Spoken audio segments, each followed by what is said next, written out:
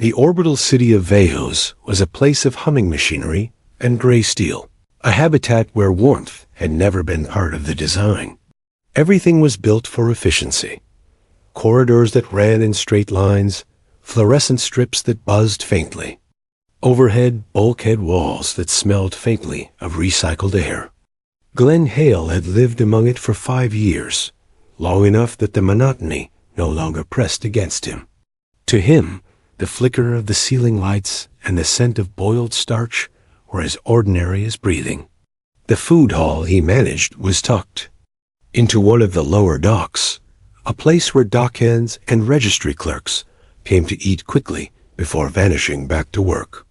It wasn't glamorous, but after 10 years patching wounds and holding hands on battlefields, Glenn had no desire for glory. He wanted order, a steady rhythm, and the quiet comfort of keeping people fed. That morning he had posted the ad without much thought. Cook needed, steady hands, clean habits, able to work nights. The sign hung outside, taped to a steel column where neon light from the station's endless advertisements bled across it. Glenn expected the usual, a drifter chasing. Credits, a half-trained youth ready to stir broth for a few shifts before disappearing. He hadn't expected the door to hiss open, and for silence to fall so suddenly that the hiss of steam in the kitchen became the loudest sound in the hall. The woman who stepped inside was framed by the glow of neon rain. Water clung to her skin, dripping in uneven streams that spotted the tiles beneath her feet. She wasn't human. Her skin shimmered faintly, green and violet tones shifting under the harsh light. Her long white hair was threaded with copper strands, wet strands sticking to her cheeks.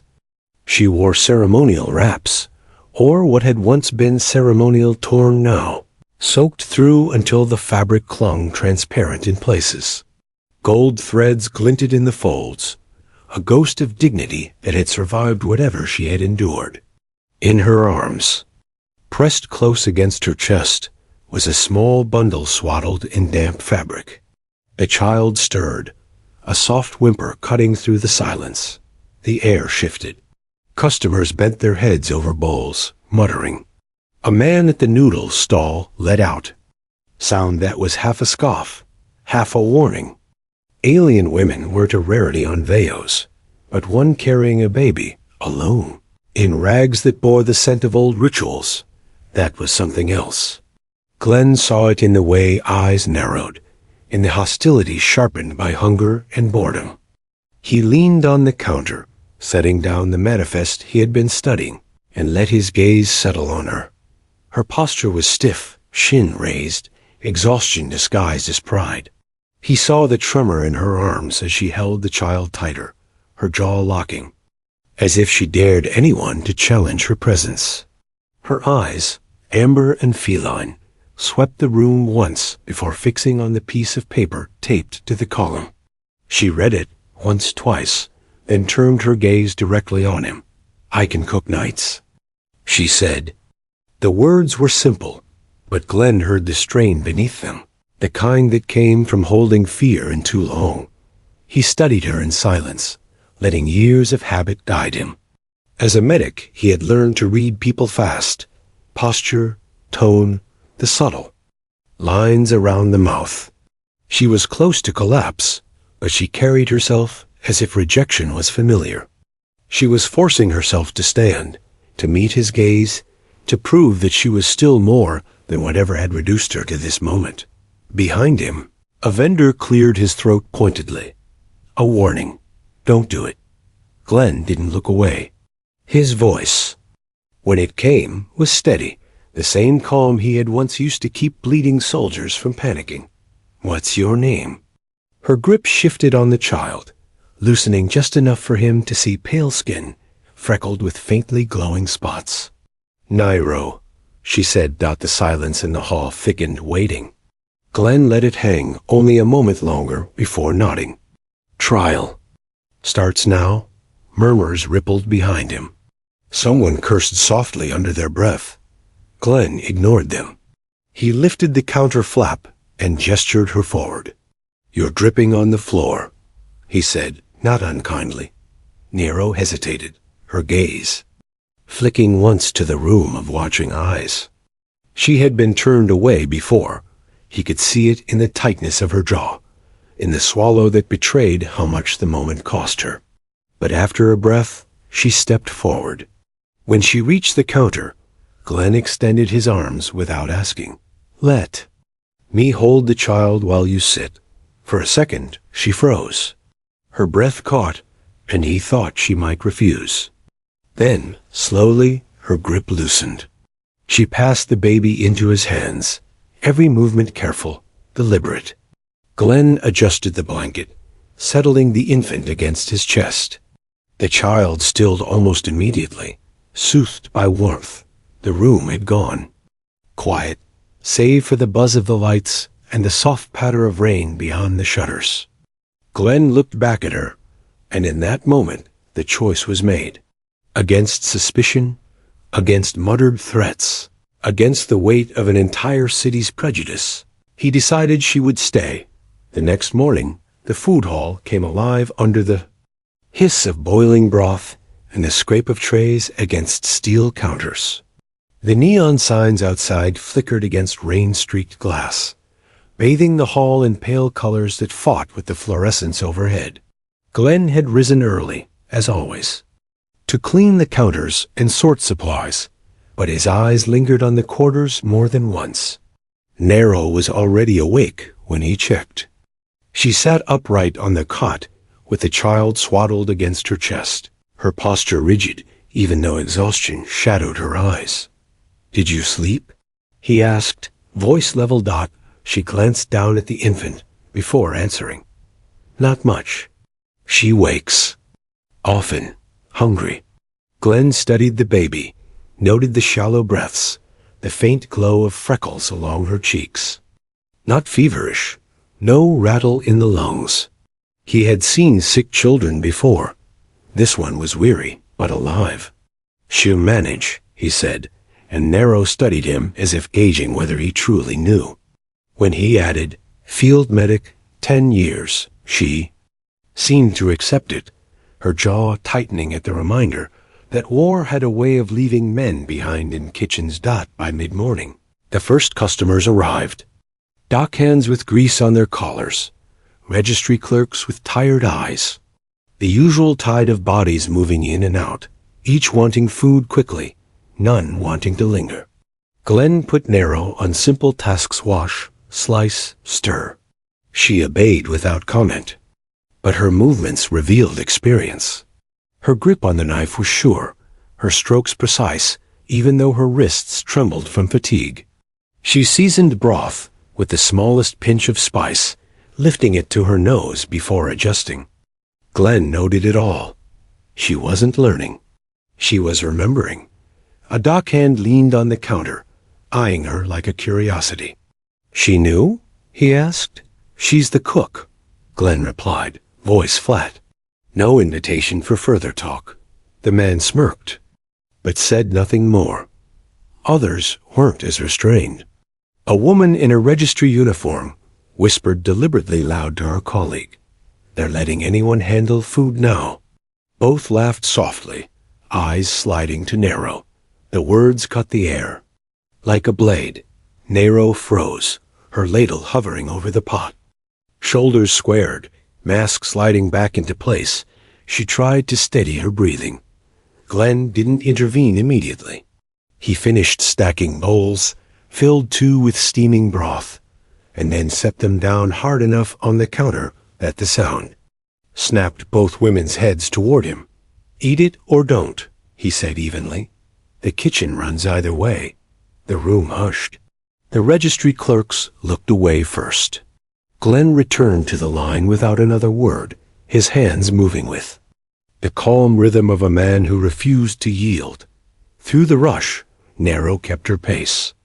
She washed, sliced, stirred, her jaw tight, her movements disciplined. Glenn caught the tremor in her hands more than once, the way she blinked rapidly, as if to force back something breaking inside. He didn't speak of it, not yet, when the shutters finally dropped and the last customers filed out, the hall smelled of broth and disinfectant, heavy and lingering.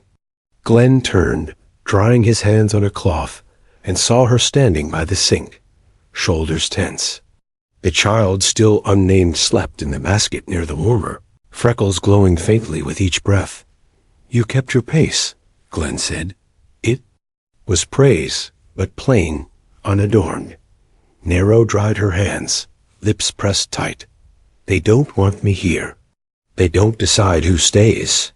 His answer came without hesitation, voice steady as stone. Her eyes lifted to his, searching for weakness, for the hidden condition that always followed such words. She found none. The stiffness in her posture eased a fraction, though her lips stayed tight. Glenn wiped down the counter, methodical, letting silence settle. He had learned long ago that people revealed themselves only when they were ready. Yet, as he watched her check the baby's breathing with practiced care, he recognized something familiar, the quiet resilience of someone who had already survived too much.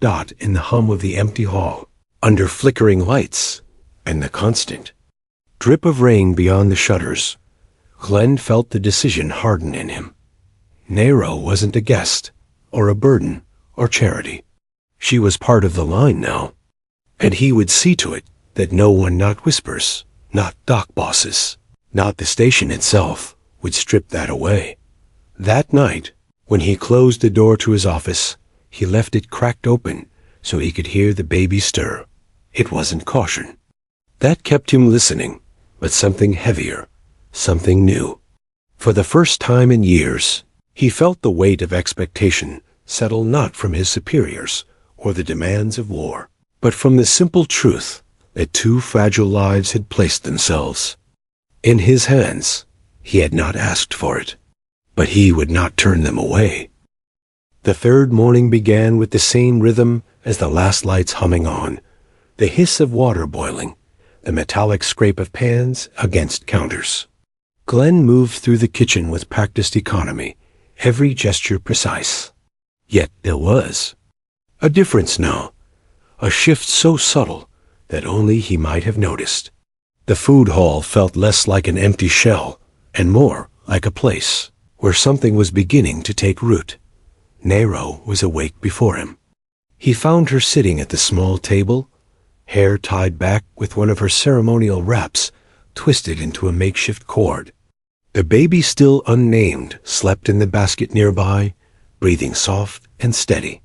The sight struck him with quiet relief. The child's freckles glowed faintly with each exhale, no longer dim as they had been the first night. The mother's eyes, though hollowed by fatigue, held a sharper light. She looked less like someone waiting to be pushed out into the rain, more like someone testing whether this shelter would hold. "Hungry?"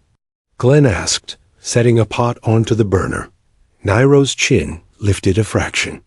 "Always." There was pride even in the way she admitted it, as though conceding need was a battlefield in itself.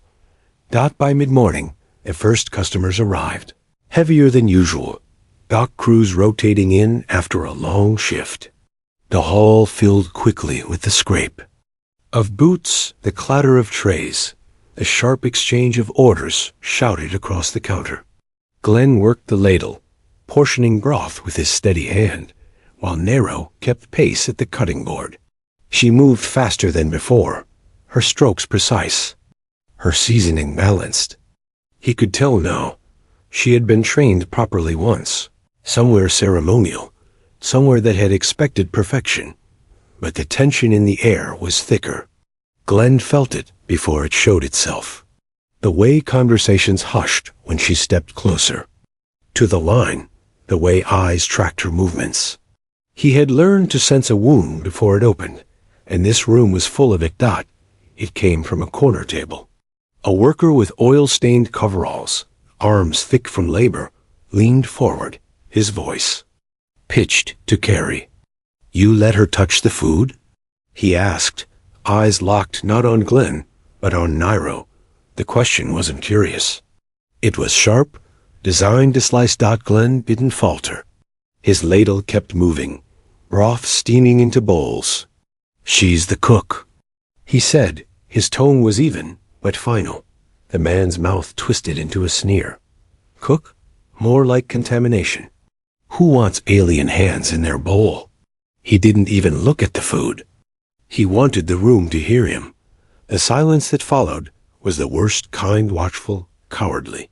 Glenn recognized it from barracks and triage tents. The hush of people waiting for someone else to decide which way the wind would break. Beside him, narrow and still. Her face was carefully blank, but her hands had stopped. The knife rested untouched on the board. Only her shoulders betrayed her, stiff and locked. Glenn set the ladle down harder than necessary. The steel rang faintly against the counter, cracking. The silence. He stepped out from behind the line, every motion deliberate, calm. He didn't raise his voice. He didn't need to. "You eat what I serve," he said, eyes locked on the man. "Or you leave hungry. That's the only choice you get." The worker scoffed, trying to cover his unease, and shoved back from the counter. "You'll regret it," he muttered, storming toward the door. A few men followed him out, their boots echoing against tile. For a heartbeat, the hall was silent. Then a registry technician Glenn, vaguely remembered from the first day, stepped forward. She set her cred chip on the counter with a casual slap. "2 bowls," she said, her voice steady, extra spice. The words broke the tension like a blade through taut cloth. Others followed, ordering without comment, the rhythm of the hall slowly returning. Nairo's hand tightened on the ladle, her movements precise but quicker now, as though each bowl served was a defiance of its own. When the shutters came down hours later, the air still smelled of broth and rice. Glenn found her at the sink, scrubbing a bowl already clean, movements sharp, almost frantic. "You kept your pace," he said. She didn't look up. "They'll drive customers away. They'll eat when they're hungry enough," he answered. His tone was steady, unshaken. Her hands stilled. Slowly, she turned her head, amber eyes fixed on him. "Why?" she asked. The word carried more weight than its single syllable should have. Why keep her? Why risk business, risk peace, risk his own standing? Glenn held her gaze. "Because this is my kitchen. Because you can cook. Because the child breathes." Her lips parted as if to argue, but no words came. The mask slipped, just for an instant, and he saw the truth beneath. Exhaustion, grief, and the flicker of something she hadn't allowed herself in a long time. Hope. She turned back to the chew. Sink, shoulders trembling once before steadying again. Glenn didn't press. He didn't need to. That night, when he checked the quarters, the baby slept soundly in the basket, freckles pulsing with each small breath. Nero sat beside her, hair unbound, wraps draped loosely over the gray tunic. She didn't notice him. Watching, her gaze fixed on the child with a softness he hadn't seen before. Glenn closed the door quietly, leaving her to the silence. For the first time in years, the weight on his chest wasn't the memory of blood or war, but the realization that his life was no longer only his. 2 lives had stepped into his hall, fragile yet unyielding, and he had claimed them as his own responsibility. It was no longer about survival.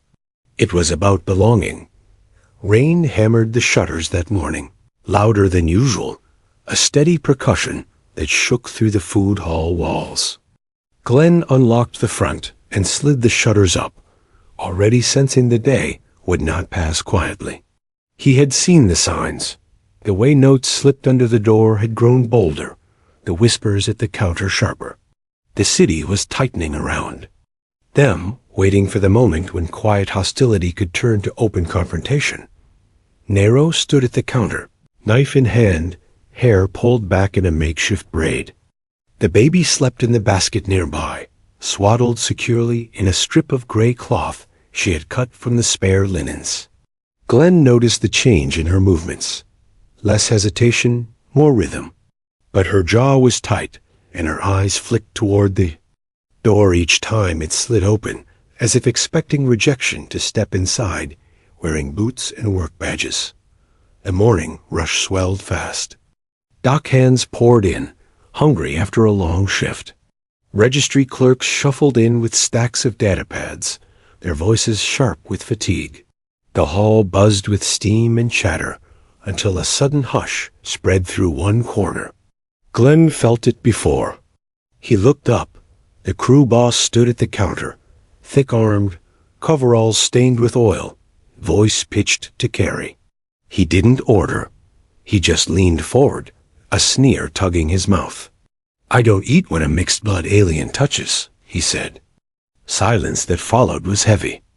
Every eye in the room shifted toward the counter. Nairo went stiff, ladle trembling just enough for Glenn to notice. Her face remained composed, but her hands betrayed her. She stood frozen, shoulders squared as though bracing for the blow. Boss spread his arms, playing to his audience. "What's next, Hale? Let her nurse the crew too? Maybe let the brat crawl around in the broth while you serve it?" Laughter bubbled behind him, thin, nervous, but loud enough to sting. Glenn's hands stilled. He set the ladle down on the counter, the ring of steel against metal slicing through the quiet. Slowly, deliberately, he stepped out from behind the line. The air shifted with him. Dock hands leaned back in their seats, waiting. The boss grinned wider, mistaking silence for permission. "This is my kitchen," Glenn said, voice flat, steady, unshaken. "She's my cook. She stays. No raised voice, no theatrics. Just iron certainty." The boss's grin faltered. "You'll lose business." Glenn didn't blink. "Then I'll lose business. What I won't lose is control of my kitchen." The words landed heavier than a shout. The boss muttered, lips curling, but he turned sharply and stalked out, boots striking the tiles in angry rhythm. Half his men followed. The rest hesitated, caught between loyalty and hunger. It was a registry technician who broke the silence, same woman who had stepped forward days earlier. She placed her cred chip on the counter, voice calm but deliberate. "2 bowls. Extra. Spice." The noise of the hall returned slowly, like air seeping back into lungs after being held too long. Nairo's hand tightened on the ladle. Her shoulders straightened, and the pot of broth began to steam again. She didn't look at Glenn, but he saw the flicker in her eyes, relief edged with disbelief. When the shutters dropped that night, the hall smelled of rice and sweat, the air heavy with silence. Nairo stood at the sink, drying a bowl already spotless. Her hand trembled once, then stilled. "You shouldn't have done that," she said quietly, not looking at him. "They'll come back. They'll make it worse." Glenn leaned against the counter, arms folded.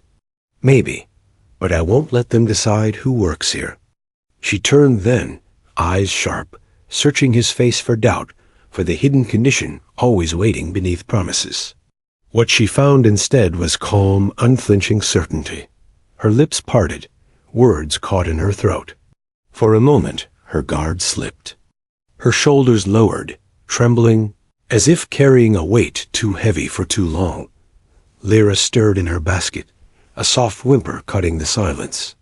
Glenn moved without thinking, lifting the child into his arms, settling her against his chest. The baby's breathing steadied almost at once. Nairo watched, her mask cracking further. Her eyes softened, though her voice was still low, still uncertain. "You don't even ask why." Glenn rocked the child gently, his gaze steady on her. "If it mattered, you would have told me. What matters is you can cook. What matters is she breathes." The words struck harder than he expected. She looked away quickly, blinking fast, her fingers tightening on the cloth she held. For the first time since stepping into his hall, she wasn't a stranger waiting to be cast out. She was a woman at the edge of believing she might belong.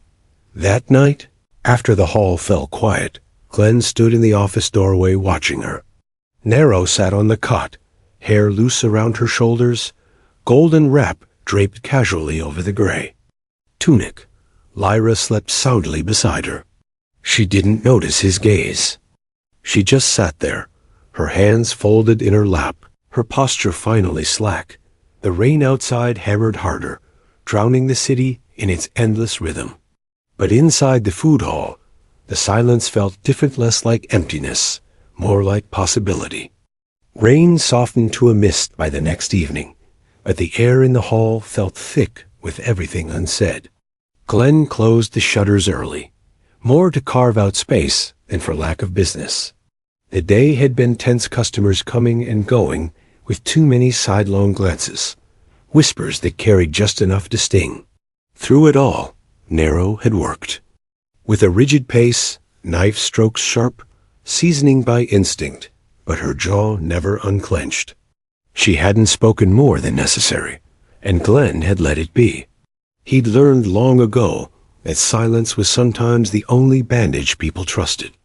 By the time the last bowl was scrubbed clean and the counters wiped down, the hall was quiet enough to hear the faint drip of condensation from the pipes. Glenn leaned on the counter, arms folded, watching as Nero rocked Lyra in her arms. Baby had grown calmer in recent days, freckles glowing softly across her cheeks as she slept. Nero's face, however, carried the exhaustion of someone stretched thin. Her eyes stayed fixed on the child, as though keeping watch was the only thing tethering her in place. "You didn't have to defend me," she said suddenly. Her voice was low, almost swallowed by the hum of the refrigeration units. Glenn straightened. He had expected the words eventually. "Yes," he answered, his tone flat and steady. "I did." She looked up then, amber eyes sharp, searching his face for cracks in his certainty. "You'll lose customers," she pressed, as though daring him to admit fear. "Then I'll lose them." He stepped closer, the words simple, stripped of anything but truth. "What I won't lose is control of my kitchen." Her lips parted, but no words came. Instead, she looked back down at Lyra, her fingers tightening around the child, as though anchoring herself. Glenn crossed the floor slowly, crouched beside the basket, and adjusted the swaddle with practiced care. Lyra stirred, sighed softly, then settled again, the glow on her cheeks dimming into calm. When he looked up, Nero's eyes were on him. Not guarded, not defiant searching. Her breath was uneven, chest rising and falling like each inhale carried too much weight. "Why?" she whispered. Glenn shrugged lightly, though his voice was measured. "Because this is my kitchen. Because I decide who stays. Because you belong here." The last sentence hung heavier than the others. Nero's throat moved as she swallowed hard. She set Lyra gently into the basket and sat back on the cot. Her hands fidgeted with the edge of her golden wrap, tugging it loose until it slipped lower across her shoulder. She didn't look away. "I can offer you more than cooking," she said. The words weren't a bargain. They were spoken with the same precision she had used when she first declared she could cook nights, except this time they carried something else. A choice, not a plea. Glenn's jaw tightened. He had felt this moment building from the first night, when her damp hair brushed his cheek as he guided her knife grip. But easy trust was never simple. He stepped closer, close enough to feel the heat of her breath, and placed his hand at the side of her neck, firm, steady, unshaken. "You don't owe me anything," he said, his voice quiet but laced with authority. Her response came fast, almost desperate. "I know. This isn't debt. It's choice." For a long moment he searched her face, looking for the truth in her eyes. He found it. The fear was there, yes, but so was defiance, and beneath it, something he hadn't seen until now, desire not masked by survival. He lowered his head and kissed her. Not tentative, not soft, deliberate, certain. Her hand gripped the front of his tunic, pulling him closer, as though she had been holding back for weeks. The golden wraps slipped further down, and this time she let them fall, bearing herself with a decision made, not stolen. Glenn moved with the same precision that guided every part of his life, controlled, steady, but his restraint cracked under urgency. Their breaths mingled, rough and uneven, the sound of rain muffling the world outside as they moved together in a rhythm entirely their own. When she tensed, he slowed, adjusting, grounding her. When she trembled, he held her tighter. His forehead pressed to hers. She gasped his name once, a sound half breath, half confession, and he answered with his body, with presence, with the weight of a man who had carried too many ghosts and now refused to let this moment be one of them. When it was done, silence settled again, thicker than before. She lay against him, hair tangled across his chest, her breathing unsteady but easing. His arm stayed hooked around her waist, holding her as though letting go might undo what they had claimed. Neither spoke. The silence carried more than words could hold. He kissed her hair once, slow, deliberate, and closed his eyes. For the first time since she had walked into his hall, the space between them was gone. The rain had not stopped. But by the 6th day, its presence was simply part of the station's rhythm, an endless patter against steel and glass.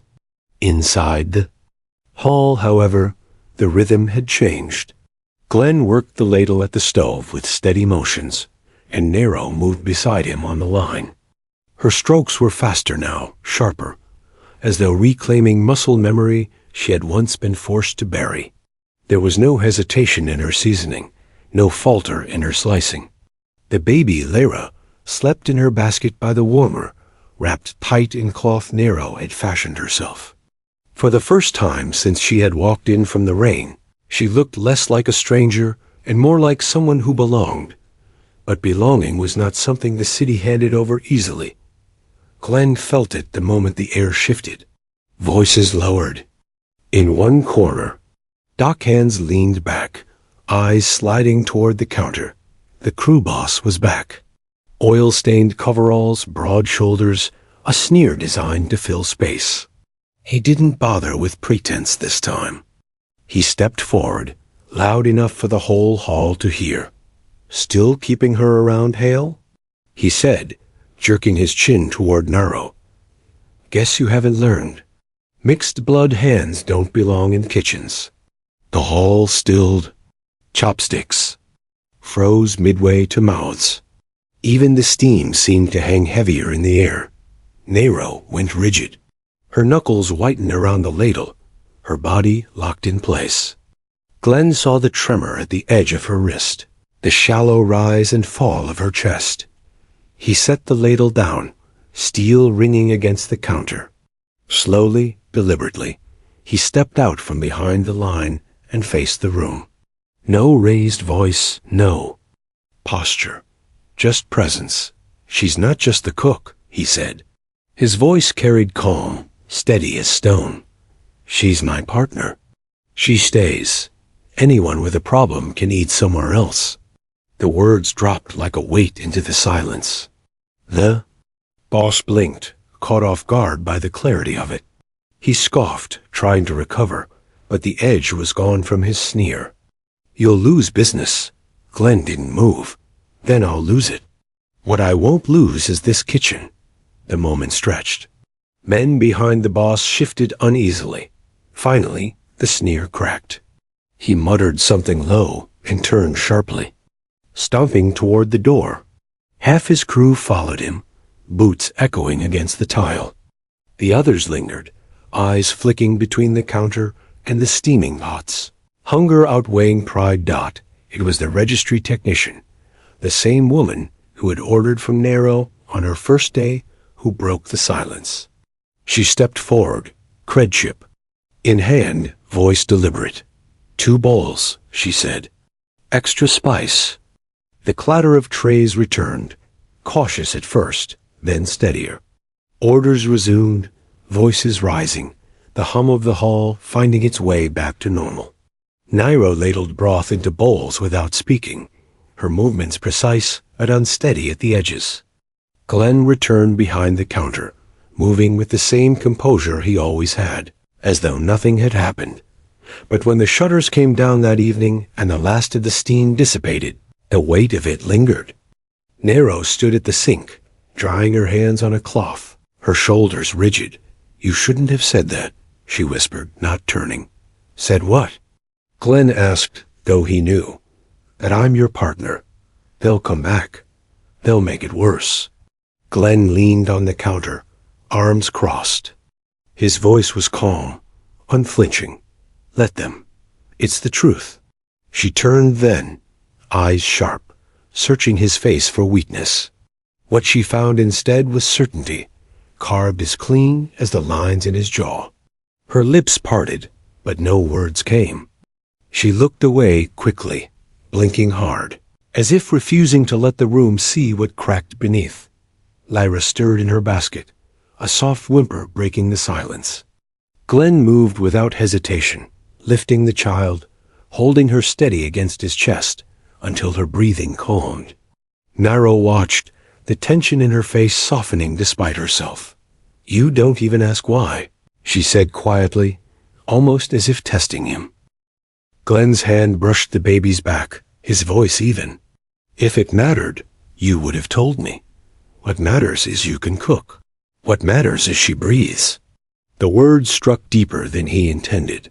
For a long moment, Nairo just stared at him, her jaw trembling before she forced it still. Then she turned back to the sink, her shoulders lowering slightly, as though a crack had opened in the wall she carried. When the hall went dark, Glenn lingered in the doorway of the quarters. Nairo sat on the cot, hair loose, Lyra sleeping at her side. She didn't cover herself in defenses this time. She only looked up at him, no words exchanged, the silence between them heavier, but warmer dot for the first time since she had walked in from the rain. The distance between them felt less like survival, and more like the beginning of something chosen. The morning broke beneath a veil of gray light, the rain outside falling in thin, needling streaks that blurred the neon signs beyond the shutters. Inside the food hall, Glenn had risen early as always. He lit the burners, cleaned the counters, and boiled water for coffee with the same measured motions as every other day. But when he looked at the quarters, the air felt different. Nairo was still asleep, stretched on the cot with her hair tangled across the pillow. Lyra stirred in her basket beside her, soft freckles glowing with each tiny breath. For the first time since she had arrived, Nairo's body wasn't curled defensively. She was at ease, wrapped in quiet that hadn't belonged to her for a long time. The hall filled quickly by mid-morning. Dockhands came in groups, registry clerks trailed behind with tired eyes, and the usual rhythm of boots and trays took over. Glenn worked the ladle, his movements steady, while Nairo moved at his side, with a new confidence. Her knife strokes were clean, swift, and her seasoning no longer tentative. She worked with the rhythm of someone reclaiming ground she thought lost forever. Glenn saw the shift in her shoulders, in the way she no longer flinched when customers glanced her way, but the test was inevitable. He felt it in the hush that spread like a ripple across the room. The crew boss had returned. He entered with two others at his back, his steps heavy, his presence deliberate. He didn't order. He leaned forward on the counter, eyes sliding to Nairo, then back to Glenn. His smirk was slow, cruel. "Still keeping her here," he said, voice pitched to Carrie. "Guess you're desperate. Don't tell me you couldn't find a human willing to chop onions." The laughter that followed was shallow, brittle, but it cut through the room. Nairo stiffened, ladle pausing mid-motion. Her breath caught, but her face stayed composed. Glenn felt the tension roll through her like a wave, saw the whitened grip on the handle. He didn't hesitate. He set the ladle down, stepped from behind the counter, and faced the room. His voice carried clear calm, and without a crack. "She's not just the cook," he said. "She's my partner. She stays. Anyone who has a problem with that can eat somewhere else." The silence that followed was absolute. The boss blinked, thrown off balance by the simplicity of it. He sneered, muttered something under his breath, but the edge had gone from his voice. He turned and stomped out, boots echoing, his men trailing close behind. A few customers followed, but others stayed, shifting uncomfortably before edging. Forward Dot, it was the registry worker, the same one who had spoken up before, who stepped to the counter first. She placed her chip down firmly. "2 bowls," she said. "Extra spice." The room breathed again. Orders resumed, voices returning, the clatter of trays filling the silence. Glenn returned to the line as though nothing had happened, ladling broth with the same steady rhythm. But beside him, Nairo's eyes glistened for an instant before she blinked hard, jaw tightening, refusing to let the tears fall where others could see. That night, when the shutters dropped and the hall fell, quiet, Glenn carried something from his office. A small wooden board, carved by his own hand from the scrap of an old crate. The letters were etched deep, clean lines cut with careful patience. He climbed onto the step stool, removed the old sign above the register, and replaced it with the new one. Hale and Narrow Kitchen. The light overhead caught the carved letters, casting them into sharp relief against steel. Glenn climbed down, wiping his hands on his apron. Narrow stood behind him, Lyra in her arms. She looked at the sign, then at him, her lips parting as if to speak. No words came. Instead, her eyes softened, and she exhaled as though a weight she had carried since, before she stepped into his hall, had finally lifted. Glenn reached out, brushing a strand of damp hair from her cheek, his thumb resting briefly at her jaw. "You're not my employee," he said quietly. "You're my partner. And Lyra is mine, too." Her breath caught. She searched his face for doubt, for the hidden condition that had shadowed every offer in her past. There was none. Her eyes filled, but her voice was steady. "Then I'm home." He leaned forward and kissed her, slow and deliberate, sealing the words with certainty. Lyra stirred softly between them, her tiny fingers curling against Nairo's tunic. Glenn placed a hand gently over both mother and child, grounding them together. Outside, the rain kept falling, the city lights flickered, and the orbital station hummed as it always did. But inside the food hall, a new rhythm had been set. Not of survival or fear, but of family. By the end of that night, Narrow was no longer the alien mother who had walked in from the rain, desperate and unwanted. She was his partner, his lover, and the mother of their child. And Glenn Hale, once a medic, now a hall manager, finally had what war and years of solitude had denied him, a home.